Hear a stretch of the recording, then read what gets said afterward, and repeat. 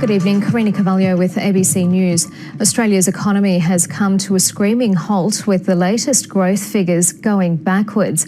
The nation's gross domestic product shrank by 0.5% in the September quarter. That's its worst performance since the global financial crisis in 2008 and its first decline since March 2011 after the Queensland floods. The result dragged the annual growth rate down to just 1.8%, well below expectations. Political editor Chris Uhlmann begins our coverage. The Treasurer confronts an ugly set of numbers. In the December quarter, real GDP contracted by 0.5%. Australia's economy shrank in the 3 months to the end of September. This is the growth that supports our jobs, our incomes, our wages. In a quarter of a century, gross domestic product has only dipped into the red 3 other times.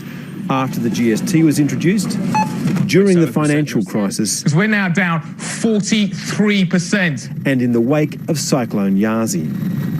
It all comes back to growth.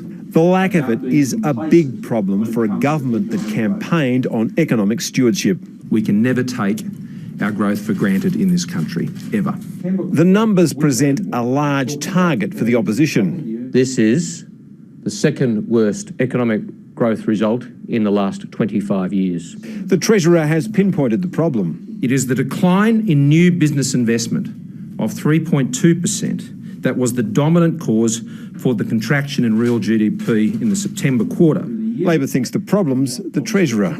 Scott Morrison must take responsibility.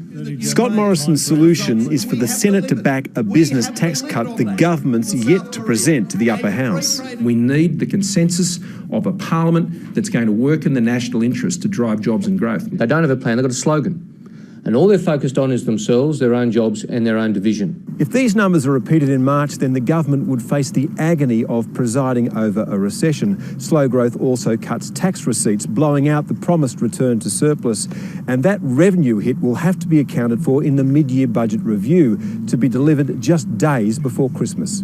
The revenue that is needed to support our schools and our hospitals, to support Medicare, and support the coalition in government. Chris Uhlmann, ABC News, Canberra.